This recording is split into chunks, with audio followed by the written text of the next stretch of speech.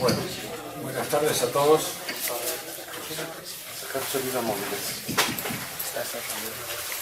Buenas tardes a todos. Hoy nos reunimos aquí en una nueva actividad de la Cátedra de Psicoanálisis de la Teoría de Madrid y vamos a hablar de un tema muy antiguo. Ya lleva 115 años y la psiquiatría y la psicología cambiaron a partir de los descubrimientos de Sigmund Freud, un joven psiquiatra que en aquella época en Viena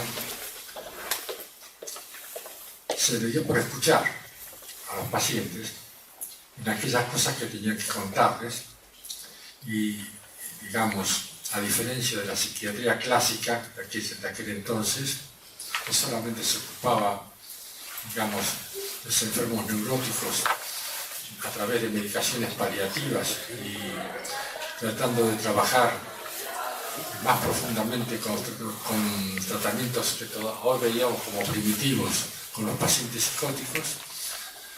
Estuvo investigando mucho acerca de la subjetividad del ser humano.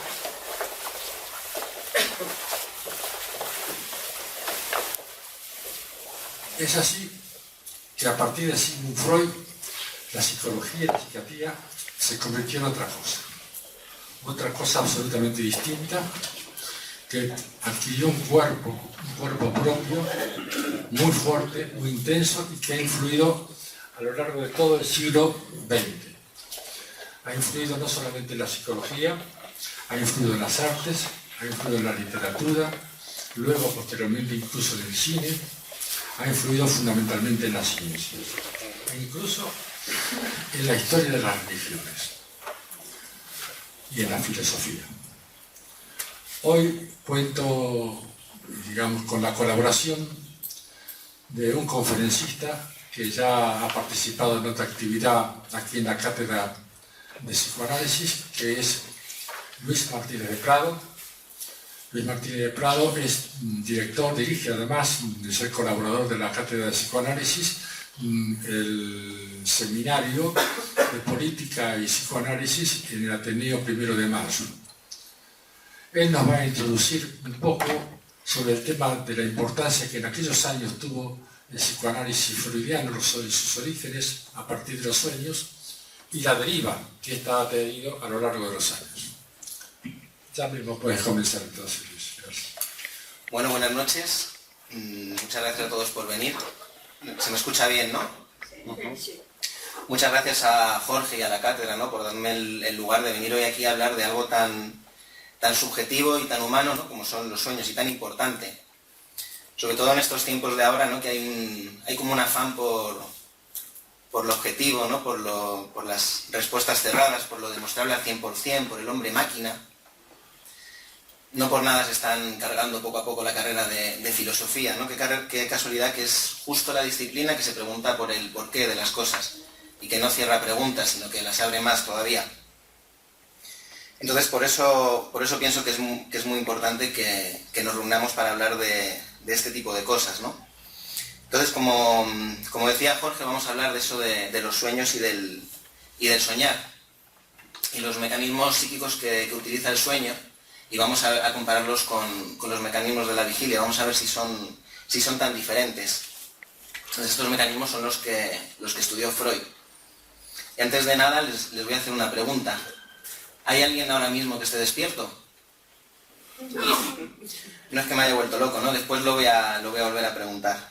Entonces, bueno, como decía Jorge, ¿no?, decíamos que Freud se empezó a preguntar por esto de los sueños, pero no fue por casualidad, ¿no? Fue dentro de un recorrido que él fue haciendo en eso de escuchar, que comentaba Jorge, ¿no? Él se preguntó siempre un poquito más allá de lo que había. Recordemos que Freud se emplaza en aquella época victoriana, y por aquella época había una enfermedad muy, muy enigmática, ¿no?, que traía de cabeza a médicos y a pacientes, que era la histeria. La histeria consistía en síntomas físicos de los que se quejaban los pacientes, pero que no le encontraban ninguna causa desde lo físico, desde lo somático. Entonces Freud se preguntaba por esta enfermedad Y mientras se preguntaba se fue a trabajar a París con Charcot, ¿no? Con uno de sus principales maestros, que era un personaje de hecho. Y empezaron como no entendían nada de la historia, empezaron a hipnotizar a los pacientes. Y se dieron cuenta que con el trance hipnótico, a través de la sugestión, se veía que vieron como que podían quitar los síntomas, pero no solo eso, podían quitarlos, pero también podían generar otros, o podían modificarlos. Entonces, bueno, eso por aquella época era como magia. Entonces Freud, al practicar la hipnosis, se dio cuenta de que más allá de lo físico había un trasfondo psicológico en esto de la histeria. O sea que lo psíquico se estaba saltando, lo mental, digamos, estaba posando en el cuerpo. Lo que llamamos ahora lo psicosomático, ¿no? La psique toma el soma, el cuerpo. Y se dio cuenta también de que con la hipnosis accedía a otra conciencia, ¿no? Que había como una escisión en la mente. Por eso va a hablar del inconsciente, ¿no? Es cuando descubre el inconsciente y es en lo que se va a basar el psicoanálisis. Pero él ve que esto de la hipnosis, que parecía una panacea, pues no lo era en absoluto. Porque estos síntomas que conseguía quitar mediante su gestión muchas veces retornaban, muchas veces volvían. Entonces él se hizo otra pregunta, dijo, bueno, pues eso que todavía ahora muchos no se lo preguntan, dijo, pues voy a intentar ir a la causa de los síntomas, a ver si así apagando el incendio, ¿no? Puedo solucionar el tema de las quemaduras, el tema de los síntomas. Entonces empezó a usar la hipnosis de una segunda forma, haciendo una regresión, para llegar a la causa, ¿no? Para llegar a la causa de estos síntomas. Y ahí se encontró con otro problema, que era que muchos pacientes no los podía hipnotizar. Muchos no eran hipnotizables, o no eran sugestionables, o él dice que no lo conseguía, que no podía. Entonces le va a dar otra vuelta más, ¿no? Y para conseguir esto que conseguía con la regresión, va a intentar conseguir algo similar, o sea, como una regresión, pero en vigilia, con el paciente despierto. Entonces, por eso el resto que queda de la hipnosis en el psicoanálisis es el diván, ¿no? Para que el paciente se acueste, mire de frente, se relaje, se pueda abstraer, no esté condicionado por la mirada del analista. Entonces Freud le dice al paciente, eso que decimos ahora, ¿no? Le escucho. Diga lo que se le ocurra, por más que le parezca una tontería, por más que piense que no tenga sentido, lo que se le ocurra. Y entonces los pacientes, en ese lo que se le ocurra, se dio cuenta de que le empezaron a hablar sobre los sueños. Y Freud se empezó a preguntar por esto, ¿no? Él lo cuenta mejor que yo. Él dice, mis pacientes, a los que yo había comprometido a comunicarme todas las ocurrencias y pensamientos que acudiesen a ellos sobre un tema determinado, me contaron sus sueños. Y así me enseñaron que un sueño puede insertarse en el encadenamiento psíquico que ha de perseguirse retrocediendo en el recuerdo a partir de una idea patológica. O sea que lo mismo que hacía con la asociación libre de una idea, de un síntoma, de una queja, de tirar hacia atrás, lo mismo empezó a hacer con los sueños, ¿no? Entonces él empezó a analizar los sueños. También empezó a analizar los suyos propios, los de conocidos que le iban remitiendo. Y hizo un recorrido muy interesante sobre todos los autores que antes de él se habían preguntado por esto de los sueños. Y es que desde los filósofos griegos antiguos ya se venían preguntando por esto. Entonces, de hecho, él la primera parte de su libro, de la interpretación de los sueños, es un recorrido por todos estos autores muy extenso y muy interesante. Entonces va a ver que algunos decían que los sueños traían mensajes del alma, otros que traían cosas del futuro, otros que del pasado, otros que traían historias donde el sujeto se satisfacía, otros decían que no se satisfacía en absoluto, otros que unas veces sí, o unas veces no. Entonces hablaban del deseo, de la verdad, de la mentira, hablaban de la moral, porque ¿son morales o amorales los sueños? Fíjense que en un sueño uno puede hacer lo que nunca haría despierto, o lo que aparentemente nunca haría, ¿no? Ahora se preguntan sobre eso, sobre la moral en los sueños, y ahí Freud comenta grandes discusiones de filósofos sobre este tema. Entonces, hay otros autores que decían que eran simples procesos somáticos, o sea que los sueños no respondían a nada. Hace poco yo leía un artículo de un psicólogo, un artículo actual, que decía que los sueños se debían simplemente a conexiones neuronales que provocaban esas imágenes en nuestro cerebro, pero que no respondían a nada, que por supuesto no tienen ningún significado, ¿no? Eso de los significados es esas cosas que hablan los analistas que se nos va a la cabeza, pero que no respondían a nada. Y ahora yo voy a contar un sueño cortito, y no quiero herir sensibilidades, pero lo tengo que contar literal, ¿no? Porque si no, perdería su sentido, ¿no? Entonces, dice, ¿sabes? tuve un sueño. Y es raro porque me lo acuerdo y no suelo hacerlo. Es un sueño muy sencillo. Soñé con la colombiana, que es una chica con la que se veía por internet. Pero no se le veía la cara, estaba desnuda y se le veía el coño y la panza, y ya. ¿Algo más? No, solo eso. Después vamos a volver con este sueño. Entonces, bueno, decía que Freud va haciendo este recorrido por autores y todo esto es lo que decían, ¿no? Nada más y nada menos. Entonces, entre estos autores va a aparecer Hildebrand. Que Hildebrand va a decir que el sueño es la representación de un discurso, como la representación de un guión de teatro, pero una representación no literal. Entonces Freud también quería investigar y quería saber. Él siempre se preguntaba un poquito más allá, ¿no? Como venía diciendo. Y él comenta de estos autores y hace unas argumentaciones muy claras de por qué no le convence ni lo uno del todo, ni lo otro del todo. Entonces él, a partir de aquí, va a seguir investigándolos con esto que veníamos hablando, ¿no? Con la asociación libre. Y lo primero que se va a dar cuenta es que un sueño, analizarlo entero, no sirve. Hay que partirlo en pedazos. Y de cada pedazo, hacer eso, asociación libre, ¿no? Se le pregunta al paciente, ¿y qué se le ocurre? Y va a ver que se va a dar cuenta de que hay un contenido manifiesto, lo que se sueña, ¿no? Como el sueño que acabo de contar, y un contenido latente, algo que está detrás o por debajo, como esa representación del discurso que decía Hildebrand, ¿no? Y va a ver que aparecen otros significados de esto, de lo manifiesto. A veces incluso puede aparecer hasta lo contrario. Por ejemplo, un sueño de una chica que soñaba que su madre estaba en peligro y le angustiaba mucho y ella quería protegerla. Y después, al analizarlo, resulta que el deseo era justo lo contrario, era que le pasase algo a la madre, ¿no? Lo va a llamar también sueños de hipocresía, Freud, que de los hay muchos. Entonces, bueno, él va a investigar y se va a dar cuenta de que, por ejemplo, en una imagen pueden aparecer varias cosas. Empieza a ver que los sueños son una frase, algo que subyace, una frase pero que por lo que sea no puede ser dicha en vigilia. Va a ver que son la representación de un cumplimiento de deseo, como decían algunos autores. Y va a ver que vamos a soñar con palabras que van a referir a otras, o sea que soñamos por homofonía. Y es que al ser sujetos del lenguaje, el lenguaje manda sobre las imágenes. Por ejemplo, podemos soñar con un tubo, y en realidad remite a tubo, de tube, ¿no? Podemos soñar con tío, podemos soñar con tipo y puede ser tío, que eso lo vamos a ver en el sueño anterior. Podemos soñar que compito, y en realidad es compito. Puedo soñar que me abrazo, y en realidad es un abrazo.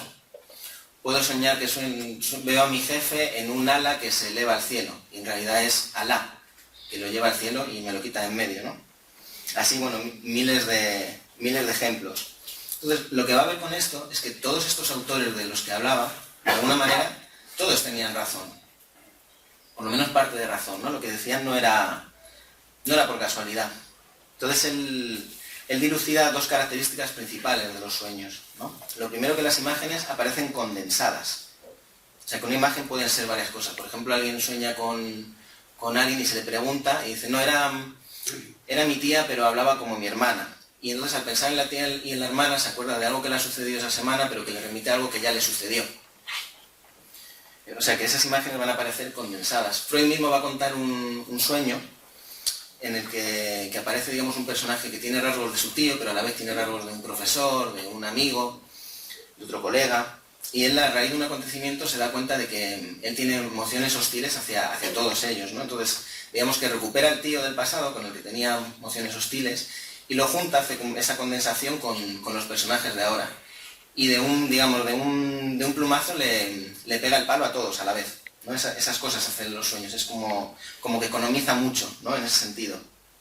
Y por otro lado, va a aparecer otra operación que puede estar vinculada o no a la condensación, que es el desplazamiento, ¿no? o descentramiento, como él dice, o sea, el cambiar una cosa por otra. En especial por la contraria o la neutra, para que no se note de qué se está hablando.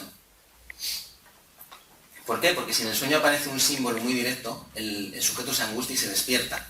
Entonces, por eso lo va a utilizar la censura del sueño, para que no se despierte. De ahí que Freud va a decir que el sueño es el guardián del dormir, no su perturbador. Esa frase es famosa de Freud. Un desplazamiento puede ser también en lo contrario. Por ejemplo, alguien sueña con una niña que tenía unos ojos particulares y cuando se le pregunta, dice, sí, eran los ojos de mi madre, pero lo desplaza, la madre ya, evidentemente ya no es una niña, es una mujer, pero al desplazarlo, en esa niña, ¿no? Ya, digamos, anula la mirada mortificante, la mirada que atemoriza a la hija, ¿no? La convierte en una niña, desplaza en algo bueno, pero también puede desplazar lo bueno en lo malo, o lo malo en el otro. Quizás sueño con un amigo, un conocido que le está pasando algo malo, en realidad el que le está pasando, el que tiene miedo de que le pase es a uno mismo. Entonces, condensación y desplazamiento, estos dos mecanismos de los que hablaba, van a estar al servicio de la censura.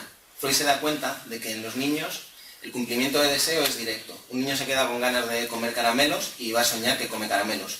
En el adulto se va a complejizar un poquito más, o mucho más. El adulto va a soñar con cosas actuales, pero pero digamos que están vinculadas también con toda su infancia y toda la historia del sujeto, ¿no? Porque el sujeto es también toda su historia vivida en presente.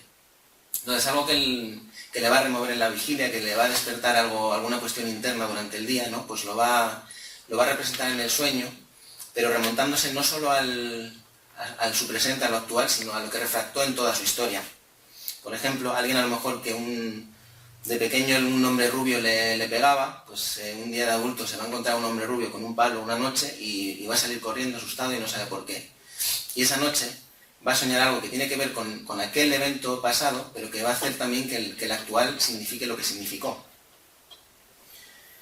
Entonces, en el sueño del adulto van a aparecer cosas del pasado, cosas del presente. Freud va a decir que siempre va a tomar algo de la vigilia anterior, del día anterior, pero como enlace para proyectar lo que quiere.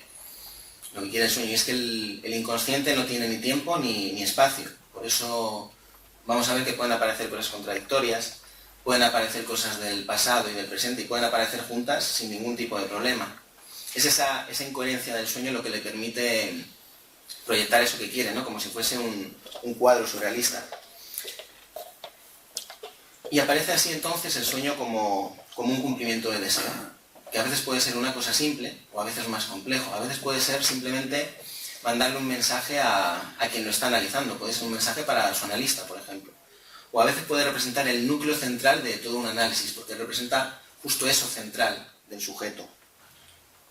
Y entonces a veces vemos que puede traer premoniciones de un futuro deseado, de un pasado temido, de unos dioses que llaman el inconsciente, o de unos padres que llaman el inconsciente.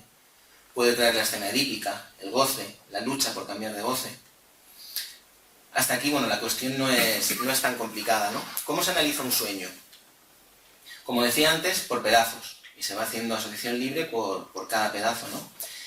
Y va a ver como de cada pedazo que se analiza va a aparecer una historia. Pero paradójicamente esta primera historia va a generar una segunda historia, como si fuese una historia que tenía proyectada otra encima. Y entonces, valga la redundancia, el sujeto va a ir armando una historia, un discurso, que le va a llevar, como en el curso de cualquier análisis normal, posiblemente a lugares que no quiera ir, a partes que no quiera tratar, que le resulten perturbadoras, ¿no? Y aquí va a aparecer la censura en sus múltiples formas, porque la censura no solo aparece en el sueño, va a aparecer después. Es lo que hace que no nos acordemos de lo que soñemos, de lo que soñamos. O quizá nos despertamos, asociamos algo rápido con un sueño, ¿no? Que los que estudiamos nuestros sueños lo hacemos, y se nos olvida. Yo justo hace 2 noches sé que soñé algo, que según me desperté dije, esto lo voy a contar en la conferencia literal, porque es interesante, ¿no? Pero no me acuerdo de lo que fue. No sé qué soñé, me acuerdo del pensamiento, pero no de lo que soñé, ¿no? Esa es la censura. La mejor forma es escribirlo según nos levantamos, ¿no? Pero ahí también va a operar la censura. Lo vamos a escribir a lo mejor con una letra que no entendemos después. O lo vamos a perder, o se nos va a olvidar llevarlo a sesión. O otra cosa es, por ejemplo, contar en sesión un sueño tan detallado, contar, digamos, el contenido manifiesto tan detallado, que termina la sesión y no da tiempo a analizarlo. O contarlo justo al final, cuando quedan 5 minutos, pues tuve un sueño, así como de pasada. Eso es el inconsciente poniendo trampas. Veis que el aparato psíquico, para evitar la angustia, va a reprimir. Pero a la vez que reprime, se va a satisfacer de forma simbólica en los sueños. Lo interesante de los sueños es que el simbolismo de los sueños los símbolos que aparecen en los sueños es un simbolismo individual, es propio de cada uno. Si bien Freud intentó hablar de sueños típicos, de símbolos que se repiten, de símbolos generales, se va a dar cuenta de que no puede hacer una psicología fija, general, cerrada sobre esto de los sueños y sus simbolismos, que otros lo han intentado después. Pero es que el simbolismo, como decía, es de cada uno. Dos personas pueden soñar con un caballo blanco y para uno quizás significa heroína y para otro significa la libertad. O una bandera. Pensemos en la bandera de España, por ejemplo. Para cada uno significa una cosa. No es lo mismo para un monárquico que para un republicano, pero para dos republicanos tampoco significa lo mismo. En especial cuando a lo mejor a uno el padre de pequeño le obligaba a cantar el cara al sol. Pero ese mismo símbolo no va a significar lo mismo para la misma persona en según qué momentos de su vida. El sueño, digamos que es sería como un test proyectivo, pero personalizado, donde es el sujeto el que produce el material y el que lo interpreta. No obstante, Freud sí va a hablar de símbolos que ve que se repiten, ¿no? Ya no los puede establecer como generales, pero ve que se repiten. Entonces va a hablar, por ejemplo, de cuando aparecen los caminos de izquierda y derecha, que pueden simbolizar el camino correcto e incorrecto. Que ahora eso mucho ya no se usa, pero antes la izquierda no era la siniestra, ¿no? El camino del mal. Va a relacionar el dinero con la caca. El subir escaleras y bajarlas agitadamente va a ser como el sexo. Las paredes y los muros van a simbolizar el hombre, ¿no? o lo fálico. Justo hace unos días una amiga me contaba que había soñado que subía unas escaleras corriendo y después las bajaba o se caía y cuando bajaba se encontraba con una pared que no era una pared pequeña, que no era muy alta. Y hablando con ella, asociando, me acabó diciendo que todos los hombres que se encontraba eran unos inútiles, ¿no? Parece que la pared no era lo suficientemente alta, lo suficientemente sólida. Entonces, cuando uno se pone a pensar sobre todo esto del sueño y estos mecanismos, ¿no? de condensación y desplazamiento que venía diciendo, uno se da cuenta es que hay algo tan obvio y que estaba tan presente, que es como tan presente que no se había percatado, ¿no? Es como las gafas, que las llevamos puestas pero no reparamos en ellas, ¿no?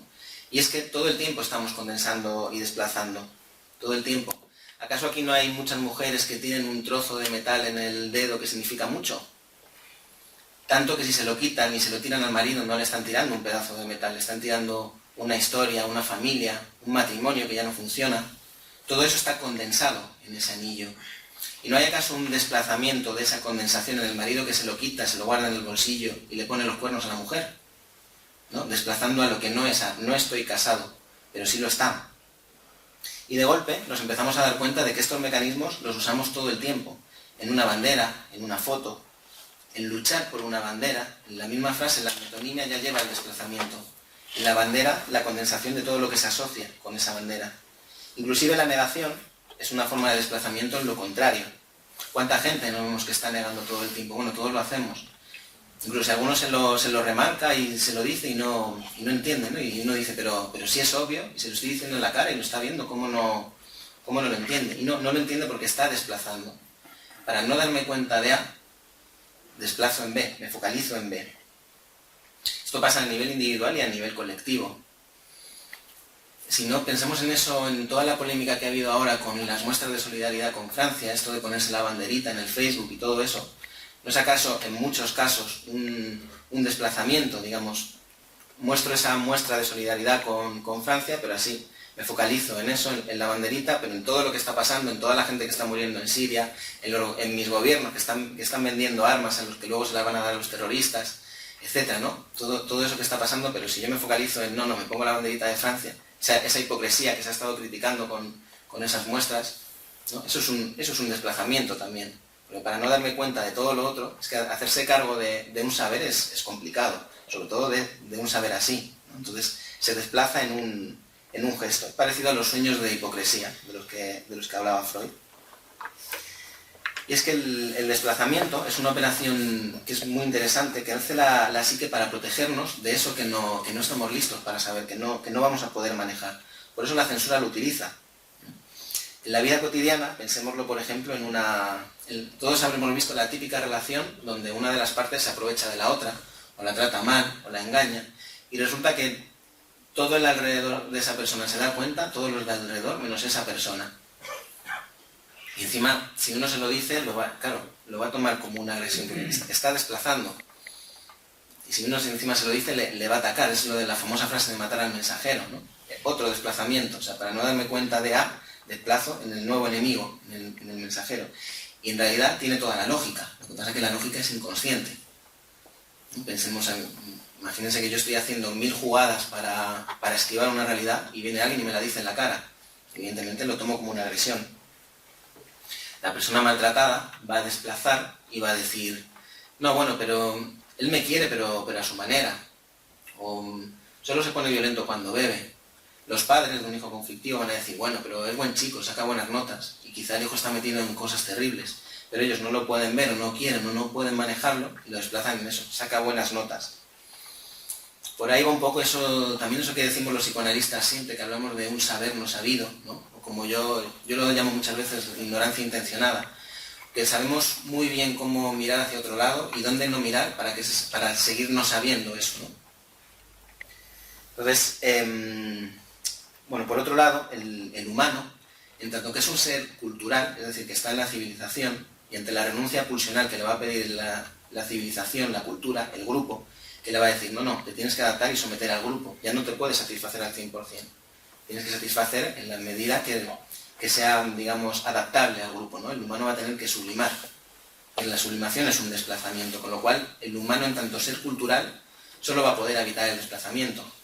El lenguaje es el resultado de un desplazamiento. O sea, es el desplazamiento que hago del objeto al significante, al sonido con el que me voy a referir a él.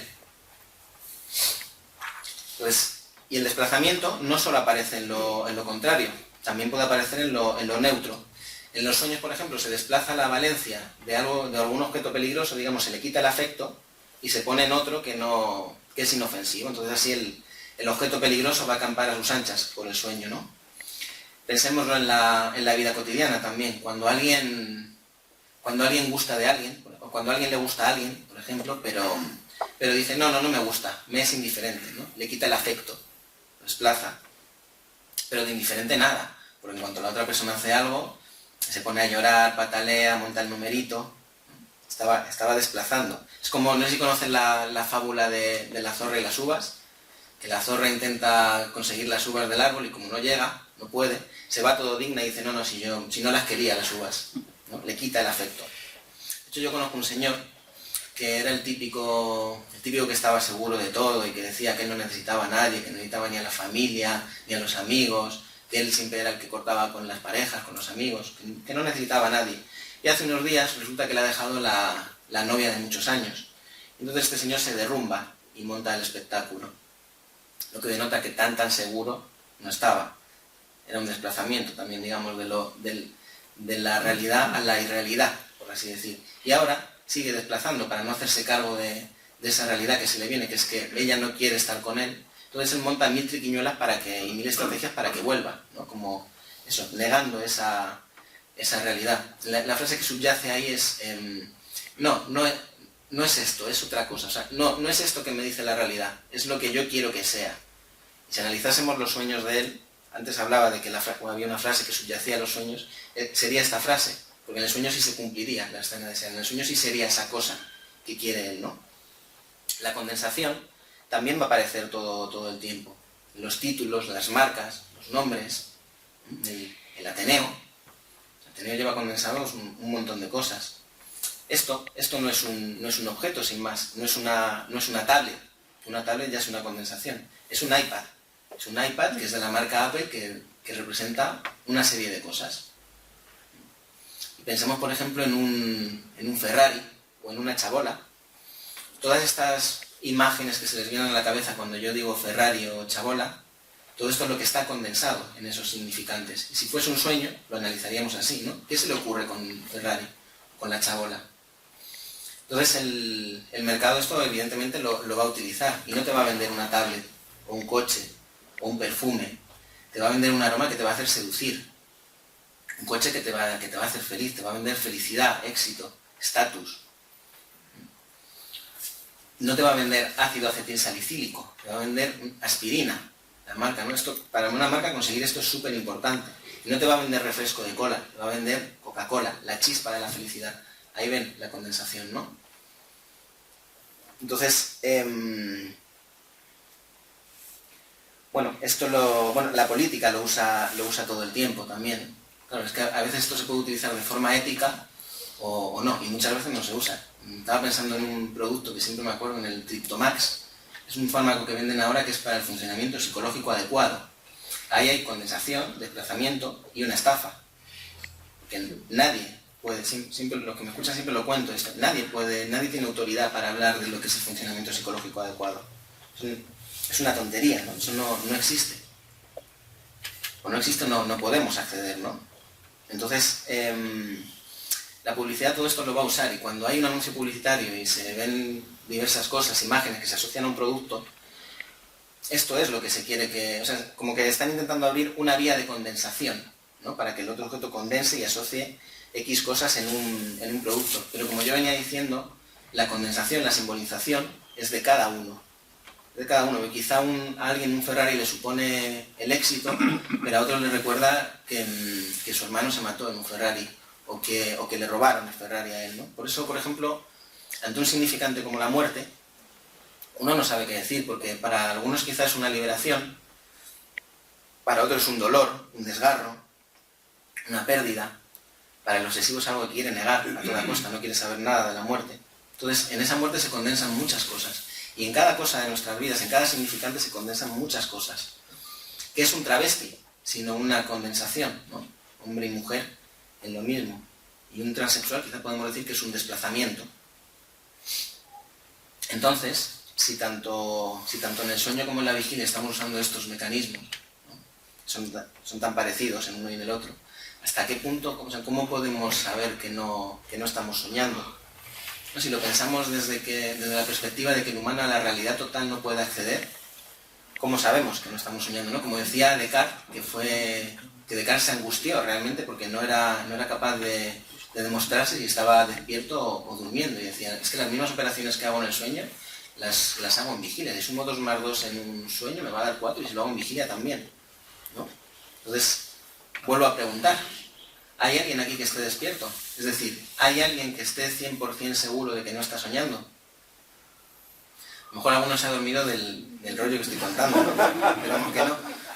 Pero, ¿no? Más allá de que saber al 100%, pues no podemos saber nada. Pero ¿cómo sabemos que estamos despiertos? Cuando nos despertamos, ¿no? Pero es que ni eso, porque habrán visto que se puede uno despertar dentro de un sueño, como en la película de Origen, ¿no? Que ahí el cumplimiento de deseo es, ojalá haya sido un sueño, ¿no? Porque con la que acabo de liar, esperemos que haya sido un sueño. Que dirán, pero también hay sueños lúcidos, sí, sueños donde uno aparentemente es consciente de que está soñando. Pero ¿quién no le dice que eso es un sueño también, no? Entonces, podemos pensar también en cómo operan estos dos mecanismos, la condensación y el desplazamiento, en las patologías. Pensémoslo, por ejemplo, en la obsesión, donde, digamos, la carga afectiva de un pensamiento profundo y martirizante se va a desplazar al detalle, al orden, por ejemplo, en que los folios estén juntos, esto recto, todo esto alineado, ¿no? La ropita en el cajón toda ordenada por colores. Claro, por eso un obsesivo cuando se le desordena algo se angustia. Pero no es que se angustie por ese desorden, se angustia porque ese desorden le remite a todo el desorden y a todo el caos que tiene, pero interno, ¿no? Había desplazado. Pensémoslo en la histeria, que lo hablaba al principio, ¿no? Donde lo psíquico se desplaza a lo físico, al cuerpo. O sea, para que eso siga estando reprimido, ¿no? Eso que no puede decirse, lo va a poner en el cuerpo, y encima del cuerpo va a condensar diversas cosas que le estén pasando. En la fobia se entiende muy bien, porque la fobia es justamente un desplazamiento. Es un sustituto de objeto, digamos. Para no tenerle miedo a X, que no le tengo miedo, le tengo pánico, voy a tenerle miedo a los perros. Como el famoso caso que habla Freud del pequeño Hans, ¿no? Que para no tenerle miedo al padre desplaza en los caballos, en que venga el caballo y se la corte. Entonces, entre el objeto original y el sustituto, como en todo desplazamiento, siempre va a haber un hilo asociativo, o sea, es un enlace que tiene una coherencia. Lo que pasa es que la coherencia es inconsciente, no es consciente. Una vez debatiendo con un psicólogo, Él decía que a él le importaba una mierda si un paciente tenía miedo a las palomas. A él lo que le interesaba era condicionar el miedo y quitarlo. Pero claro, lo único que estaría anulando es el desplazamiento. O sea, el miedo original, digamos, va a desplazar en otra cosa. Pero bueno, él decía eso. Pensémoslo en la psicosis, donde directamente el inconsciente se desplaza afuera, o sea, va a tomar el mundo exterior. Y lo propio se va a hacer ajeno. El paranoico, por ejemplo, la autoviolencia que siente la va a atribuir al otro, ¿no? Entonces siempre se va a sentir perseguido, le quieren pegar, va a buscar que le peguen. O las ideas homosexuales que suelen aparecer en los paranoicos, por ejemplo, la idea de me gusta a él, como esa idea es inasumible, la va a desplazar al otro. No, a él le gusto yo, le va a dar otra vuelta. No, él me persigue, me quiere atacar, le ataco yo. Eso es casi como un ping-pong psíquico, ¿no? Pero vean, desde la primera idea, como si fuese el sueño, ¿no? El contenido manifiesto, llega al ataco. Si fuese un sueño de él, sería al revés, soñaría a lo mejor que le quieren atacar o que él ataca a alguien, ¿no? Y tirando hacia atrás, llegaríamos a la frase de me gusta él. Muchos teóricos han comparado también el sueño con la locura. Kant va a decir que el loco es el que sueña despierto. Schopenhauer va a decir que el sueño es una locura breve. El delirio y el sueño se parecen mucho. El estado febril, el delirio y el sueño tienen en común que se accede a pasajes de la memoria que normalmente no se puede acceder. El sueño y un brote psicótico tienen en común varias cosas. La rebaja o la anulación de la autoconciencia, que nos engañan nuestros sentidos, la alteración de la personalidad, la escisión de la personalidad. Las voces que escucha el esquizofrénico y las que escuchamos en un sueño son producidas por el sujeto. O sea, cuando yo sueño con alguien que me dice algo, eso que me dice lo estoy produciendo yo. Y con los esquizofrénicos se les han hecho pruebas que les ponen, ¿cómo se dice?, electrodos en la garganta, y van a ver que cuando escuchan voces se están moviendo las cuerdas vocales, ¿no? O sea, que esas voces las están produciendo ellos. Radstock va a decir que al rápido decurso de las representaciones en el sueño corresponde la fuga de ideas en la psicosis. Y es que el sueño es así, o sea, las imágenes no tienen una transición progresiva, van así por fogonazos. A lo mejor estoy en mi cuarto, pero hay un jardín, pero salgo a la calle y viene no sé quién, pero no es no sé quién, es otra persona, pero aparecen mis amigos y estoy en clase, resulta que estoy haciendo un examen y mi padre pasa por detrás y me da una colleja. Todo eso, punto. ¿No? Es así, o sea, todo fogonazos de imágenes. Y es que los sueños pueden parecer muy irracionales, pero en la realidad, como venimos diciendo, muchas veces también. Entonces ahora, después de esto que hemos hablado, ¿no? Y para terminar, voy a volver al sueño del principio. No sé si se acuerdan, lo voy a repetir. Dice, ¿sabes? Tuve un sueño. Y es raro porque me lo acuerdo. Y no solo hacerlo. Es un sueño muy sencillo. Soñé con la colombiana, que es, como decías, la chica con la que se ve por internet. Pero no se le veía la cara. Estaba desnuda y se le veía el coño y la panza. Y ya. ¿Algo más? No, solo eso. ¿Y qué se te ocurre con eso? Nada, dice rotundamente. Aquí vemos cómo opera la resistencia y la censura, ¿no? Lo que decía, a cualquiera que yo le diga qué se le ocurre con este objeto, con esta imagen, con lo que sea, se le va a venir algo a la cabeza. Si no se viene, es porque aquí, digamos, se está jugando algo, ¿no? Opera la censura que decía. Pues, repito, ¿y qué se te ocurre? Bueno, la panza era rara. Recuerdo que me daba asco. ¿Asco? Sí, es que tenía como panza, no era como la de la colombiana, era una panza rara, como que tenía unas rayas. ¿Y con esas rayas qué se te ocurre? Nada. ¿Y qué más? Nada. ¿Y con el coño? Nada. Bueno, sí, que no tenía pelos. Ah, ¿no tenía pelos? No. ¿Y qué más? Nada más. ¿Y con esa panza? Bueno, nada, es que era rara, era como que tenía unas rayas, unos surcos, como los tomates tipo pocho, ¿los conoces? No. Pues son unos tomates que tienen en la cabeza como una forma particular y luego por debajo son como alargados. Pero eso que me dices parece un pene. No, son como los tomates pochos, que por la parte de arriba son así. Claro, tomates pochos, tomates tipo pochos. Bueno, es interesante eso que me cuentas. Ahora dime, ¿quién es Pocho? Hace un silencio y se queda mirando y dice, bueno, Pocho era mi tío. ¿Tu tío? Qué interesante, cuéntame de tu tío. Yo nunca te hablé de mi tío porque le tengo asco. Ah, ¿le tienes asco? ¿Por qué? Porque cuando era chico íbamos por la calle con mi madre y mi tío se cruzaba a la otra acera. Y mi madre decía, mira qué asco de gente, mira cómo se cruzan de acera. Ah, ¿se cruzaban? Sí, o daban vuelta a la cara. Qué interesante que me cuentes esto del asco, porque tú me cuentas que que tu madre te decía que le daba asco a esa gente, y tú siempre lo que me cuentas es que la gente te da asco. Pero ¿qué pasó entre tu madre y tu tío Pocho? Bueno, es que él está casado con una mujer que no tiene mucha educación, y él ganaba más dinero, y era un hijo de puta con su mujer, y la trataba como la mierda. Pero claro, mi madre hablaba y decía lo que pensaba. ¿Decía lo que pensaba? Sí, es que mi madre siempre dice lo que piensa, no tiene pelos en la lengua. Ah, como en el coño de tu sueño. Dice sí, y se queda pensando. Digo, bueno, exceptuando cuando tu padre te daba palizas, ¿no? Porque él le había contado que el padre de pequeño le pegaba palizas y cuando se le preguntaba por la madre no interfería, no decía nada. Entonces se queda en silencio y mira. Y dice, bueno, supongo que lo de los pelos en la lengua es selectivo. Y cuando me hablas de tu tío, hermano, ¿de quién era? Dice, de mi padre. Te decía que es justamente la situación que has definido otras veces entre tu madre y tu padre. Él traía el dinero, él tenía más educación y él hacía lo que quería. Sí, y en realidad, ahora que lo pienso, la verdad es que no estoy ni seguro de si mi tío se cruzaba o no de calle. Quizás él iba de la otra acera y mi madre me decía eso. ¿Pero qué edad tendrías? Pues unos 4 o 5 años, era pequeño. O sea que ya de pequeño tu madre te iba diciendo el asco que le tenía a la gente y ahora eres tú el que le tiene asco a todo el mundo. Es como mirar es como mirar el mundo a través de los ojos de ella. Se queda callado. Pero claro, si la gente te da asco, por eso los trabajos no los mantienes, por eso te peleas con todo el mundo, por eso no puedes convivir con nadie.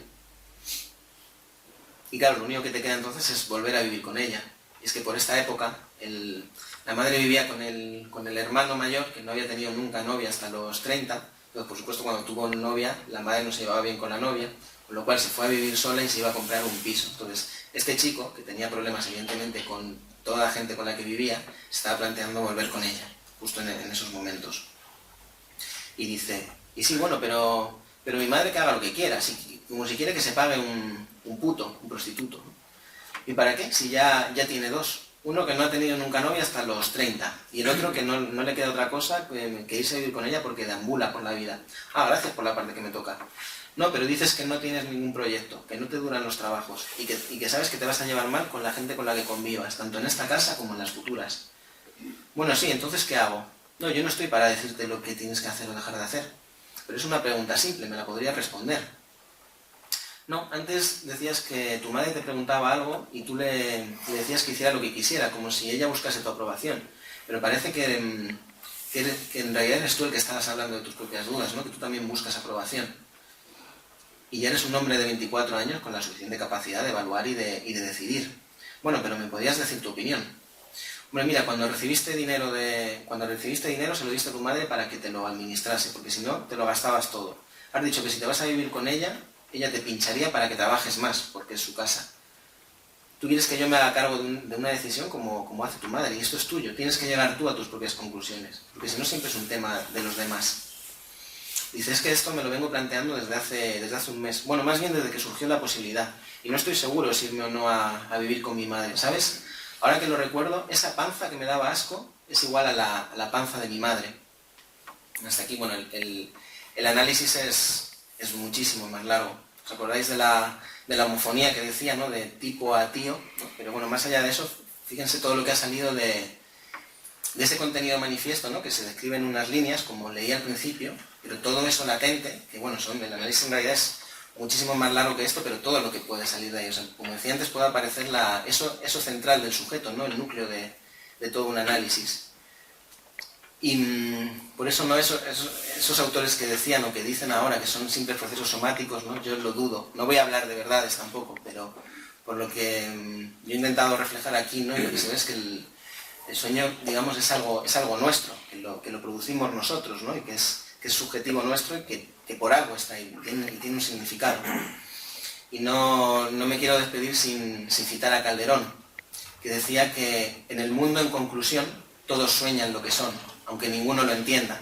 Es un poco de lo que venimos hablando, ¿no? Ninguno lo entendía hasta que llegó Freud y la asociación libre.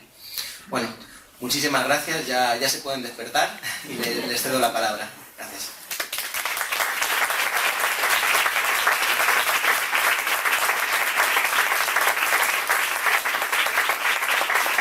Muchas gracias, Luis. Vamos a abrir un turno de preguntas.